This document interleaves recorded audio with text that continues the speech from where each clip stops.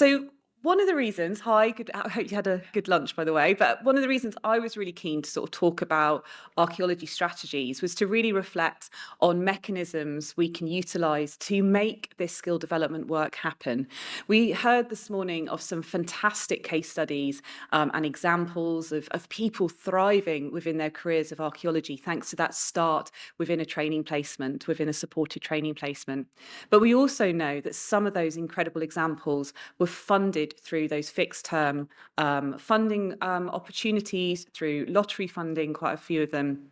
And I think what we're really keen to do at CIFA is to really explore how we can make initiatives like that, opportunities like that, make them much more sort of start utilising other different types of funding to make these opportunities sustainable. So I think that's something we're really keen to do. And I believe passionately that skill development work, tapping into some of these archaeology strategies can really enable that to happen. Now, at this point, I usually introduce CIFA, but hopefully you're all here at the CIFA conference. You know what CIFA does. You know that we're about 42 years old. I was very delighted this morning to hear that that was very young because I'm the same age as CIFA. But we are, we're the Professional Institute for Archaeologists in the UK and beyond. And we do so much, like our footprint in the sector is really quite considerable. And my colleagues work so hard on behalf of the profession, promoting accreditation, standard and guidance. And then we also do so much work with training and development, and that's the team that I sit in with this strategic skills remit. But there's actually quite a lot of strategic skill initiatives currently taking place in the UK. We've got Scotland's archaeology strategy that we're going to look at in more detail, and that looks at AIM5, looks at innovation and skills. We've got the skills investment plan for the historic environment in Scotland, and that was refreshed and relaunched last week. And we'll have a bit of a explore of that in a minute. We've got the 21st Century Challenges Group, where currently skills is identified as a cross-cutting theme, and we're hoping to enhance that work, hopefully in the next 6 to 12 months. We've got the Historic Environment Skills Forum in England, and that's something Phil Pollard heads up, or chairs, I should say, because obviously we're all a community, Phil, we're all contributing. But Phil's going to probably mention that, I think, a bit later during his talk. And then we've got the archaeology strategy in Ireland, and we've got our own strategic skills work, the conversations we started having in 2022 with the Skills Roundtable, and some of the data and viewpoints that we got from that conversation are feeding into our strategic direction with skills. But looking at Scotland's archaeology strategy, this is a strategy that is so close to my heart. I've been working on it sort of since about 2015. It's been a huge part of my career. But CIFA was involved in developing the strategy from about 2013, 2014. My colleague Pete Hinton and Kate Geary were very involved with that development process and leading on AIM5 skills and innovation when the strategy was launched in 2015. And the aim of that strategy is to ensure that we have a Scotland where archaeology is for everyone. And I think that is everyone on the Strategic Scottish Archaeology Committee is really passionate about making that come true, making what actions can we all be doing to make sure that everyone has access to archaeology. So some of the viewpoints, though, some of the points that fall under that aim include examining the training and upskilling of our archaeologists in Scotland to demonstrate the importance of archaeology skills, why we should cherish our current archaeologists, to collaborate and ignite links, subsector links between different stakeholders within the sector to make sure that we're all working together.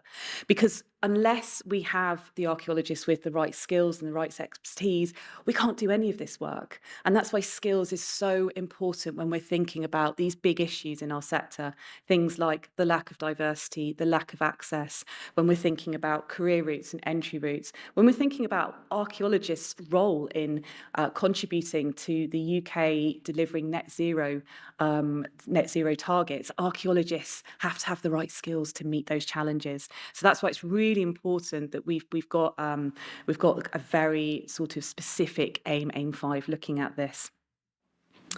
So our work started, and certainly my work with this started in 2017. So I was previously involved with the strategy with my work with Archaeology Scotland. And then in 2017, I was seconded to CIFA to start looking at skill gaps and skill losses in Scottish archaeology and training provision. What training provision did we have in Scotland? So initially that was a desk-based review, and then I went out and actually chatted to employers and key stakeholders to talk to them about what their main issues were with skills and archaeologists and the skills that archaeologists have.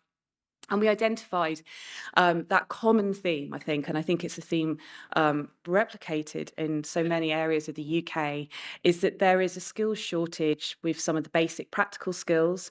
So graduates were not at that stage, were not graduating industry ready. We can discuss that term in the discussion section, but they weren't graduating with the same types of skills perhaps archaeologists were 15, 20 years ago. We confirmed that there were very narrow entry routes into the profession and that there was no succession planning with specialists. We're a small community of archaeologists in Scotland. We've got about 400 to 500. And within that, while we have an incredible talent pool, we are also very vulnerable in some skill and specialist skill areas. So we have to cherish those skills within our current community of archaeologists and also look at where the next successors of those skills might be in the sector or beyond. So that that review informed our response, and that included developing new entry routes and opportunities to develop sustainable and equitable careers in archaeology. And that included developing archaeology apprenticeships and vocational qualifications. And I think here it's worth noting that we're so, I'm a little bit jealous of your apprenticeships down in England because skill systems are devolved. So we do not have access currently in Scotland to the Trailblazer scheme, although we're looking at how some cross-border employers can access that at the moment. And hopefully this time next year, I'll have some different and better news to report on that. So we're working with Skills Development Scotland, we're developing a modern apprenticeship in archaeology. We're looking at vocational qualifications that can support people to upskill while they're in employment. And we're working closely with students and early career archaeologists to develop their knowledge of careers in archaeology, to make sure that on graduation, when they enter that job market, they're making the right choices for them, and that they know that what choice they have a better idea of the industry that I really hope that they do enter. And it is slow progress. We've had huge challenges negotiating the skills system in Scotland. And if you want a good summary of that, there was of those challenges, it was very clearly laid out in the Withers report last year that was withering. But it's really challenging when you're a small sector to go to these large skill development agencies and talk to them about why we desperately need investment in this area. But we are, moving towards a stage where we are in that formal process of development, I've been told. And it's the value of the archaeology strategy is that because it's taking that 10-year length of time to deliver, there's actually someone in place to keep battering on SDS's door, to keep telling them why we as a sector need that investment, want that investment, and are ready for that investment. We're greatly aided with this work with the Skills Investment Plan, and I work really closely with the SIP team, Catherine and Mar, to navigate those external mechanisms. But again, having the archaeology strategy is enabling those conversations to take place, because we show that we are a sector that knows what we want and how we want to try and go about and get it. And I think this is here just like a bit of a snapshot really of some of those activities, what those activities mean in practice. So as I say, we're leading on the development of archaeology apprenticeships, but we also subsidise, we deliver, arrange and facilitate CPD workshops, and we make those as accessible as possible. We really think hard about what platform we're delivering them on. So since COVID, we've actually continued to deliver online because Scotland's geography, it's very vast. Not all of our archaeologists live in Edinburgh and Glasgow and the Central Belt, that time, placed in between. So we need to make sure every archaeologist in Scotland has access to affordable and accessible CPD opportunities. We work with, as I say, a number of students throughout the year. We attend events and make sure that CIFA's voice is heard at some of those more strategic conversations. And we try and share this news as much as we can in the archaeology sector and beyond, because I think that's the other thing, is like we've always got to spot opportunities to collaborate and to create partnerships. But none of that work would take place without the funding from Historic Environment Scotland. And I think that's a really important point, is that this work does take investment. To have someone in place to constantly be arguing, I try and do it nicely, but arguing and pushing on those doors, knocking on those doors, asking for that investment, that needs funding in itself. So we're really thankful to Historic Environment Scotland for supporting that.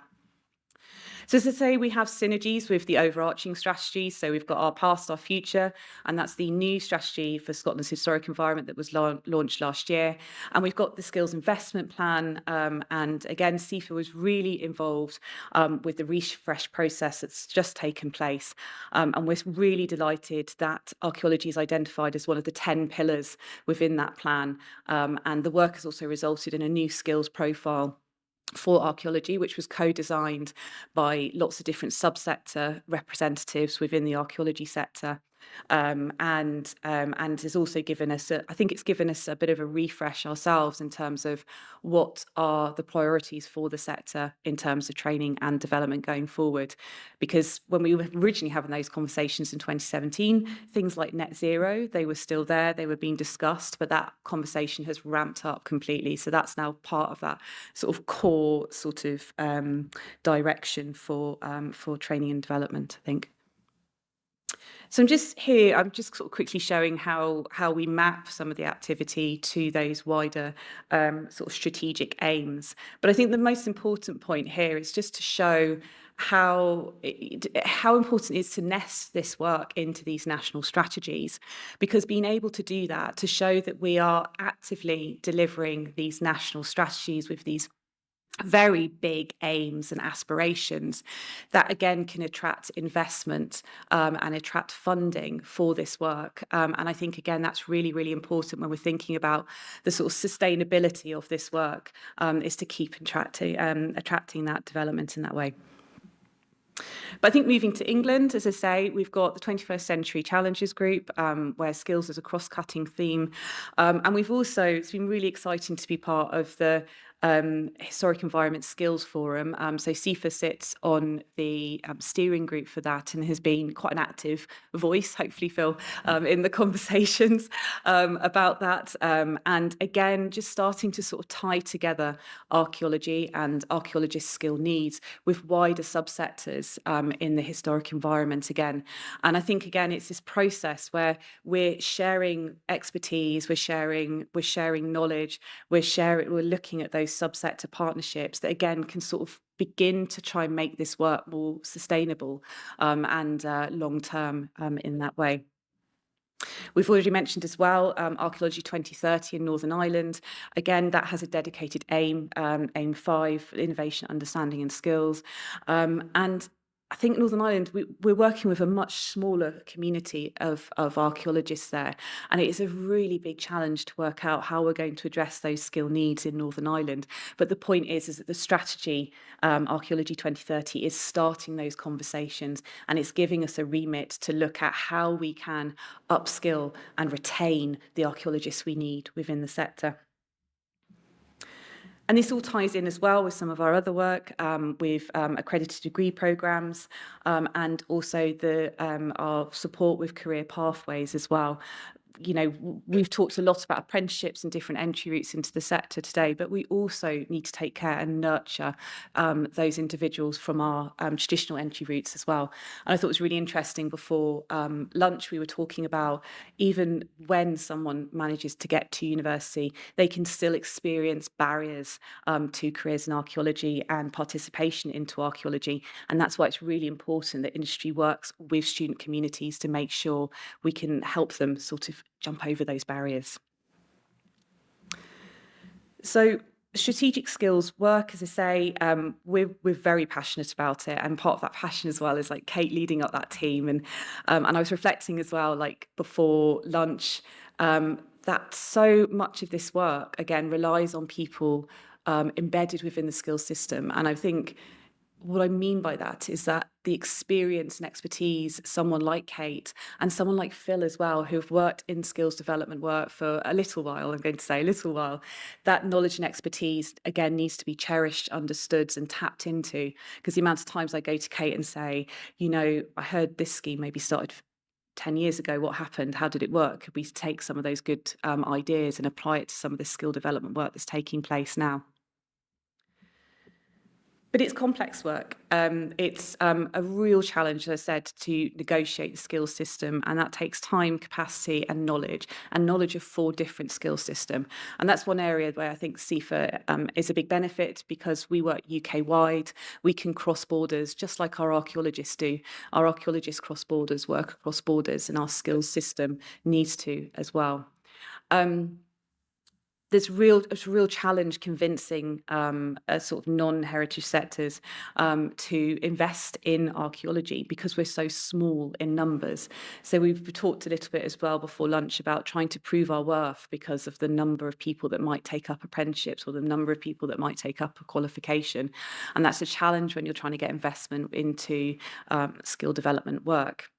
But where we do score really, really highly on is that kind of social value and that retention in terms of people staying on these training initiatives and these training schemes. And I think we need to think a little bit more about how we market ourselves as a sector to show those huge benefits to attract that benefit, that investment coming on. And I think, but what does help really is consistency. And as I say, just having people in post to drive that work forward and to sort of keep going beyond the sort of fixed term funding streams in that way, I think can really help. And strategic development work can help counter those challenges.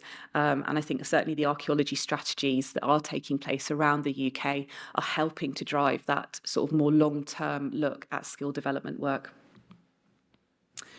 So thinking about the impacts of these archaeology strategies and how we engage with them, I think we really saw the benefit of it in 2020, and certainly in Scotland when all of us went through this huge shock that was COVID.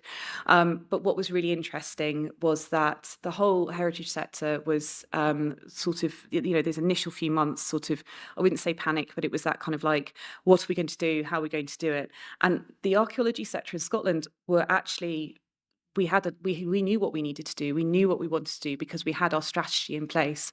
And all we asked was that our funding wasn't cut so that we could continue building on that strategy and utilising it to unite the sector to react to those external shocks.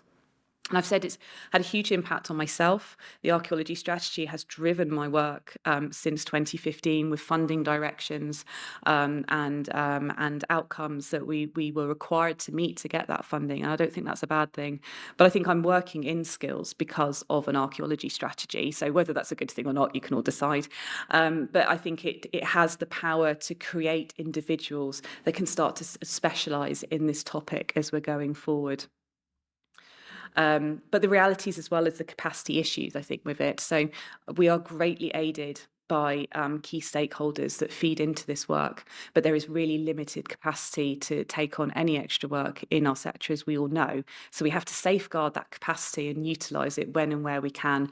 And that, again, it takes a bit of a strategic approach in that way. So really I want to end on this picture here. This is the Glencoe Field School that I visited last year, and it was incredible just sort of being in that landscape because it is a nice landscape. It's a spectacular landscape, but it's also the ability, the strategy enabled me to go up to that field school to work alongside students, talk to students about the work that they're doing, the skills that they're acquiring from those field schools, and also talk about their career aspirations and get a sense check on whether what they want out of career in archaeology is reflected in some of the work that we're doing. And I think that's what's really important as well, is that we should always be sense checking this work against the audience that we're hoping to attract into the sector. And again, archaeology strategies can enable that process to take place. So thank you very much.